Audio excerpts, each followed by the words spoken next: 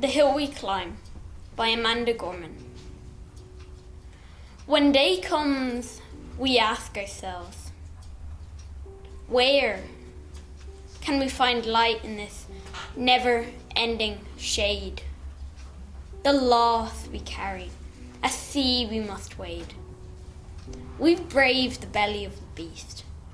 We've learned that quiet isn't always peace. And the norms and notions of what just isn't always just is. And yet the dawn is ours. Before we knew it, somehow we do it. Somehow we've weathered and witnessed a nation that isn't broken, but simply unfinished. We, the successors of a country in a time where a skinny black girl, descended from slaves and raised by a single mother, can dream of becoming president, only to find herself reciting for one. And yes, we are far from polished, far from pristine, but that doesn't mean we are striving to form a union that is perfect.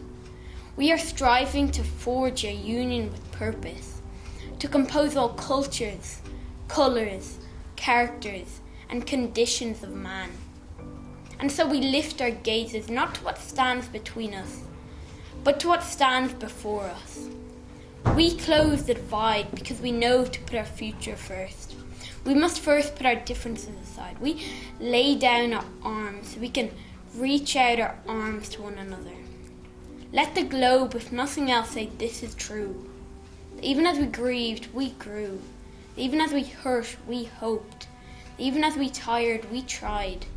That forever we'll be tied together victorious. Not because we will never again know defeat, but because we will never again sow division. Scripture tells us to envision that everyone shall sit under their own vine and fig tree, and no one shall make them afraid. But if we're to live up to our own time, then victory won't lie in the blade, but in all the bridges we've made. That is the promise to glade, the hill we climb, if only we dare. It's because being American is more than a pride we inherit. It's the path we step into and how we repair it. We've seen a force that would shatter our nation rather than share it, would destroy our country if it meant delaying democracy. And this effort very nearly succeeded. But while democracy can be periodically delayed, it can never be permanently defeated. In this faith, in this truth, we trust. For while we have our eyes on the future, history has its eyes on us. This is the era of just redemption.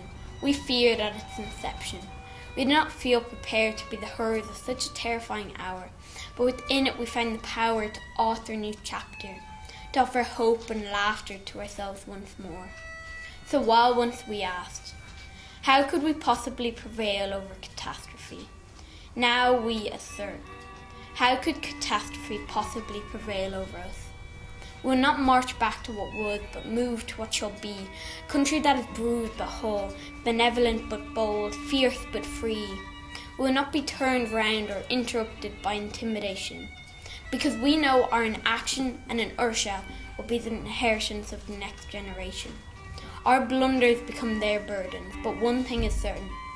If we merge mercy with might and might with right, then love becomes our legacy and change our children's birthright. So let us leave behind a country better than the one we were left with. Every breath from my bronze-pounded chest, we will raise this wounded world into a wondrous one. We will rise from the gold-limbed hills of the west. We will rise from the windswept northeast where our forefathers first realized revolution.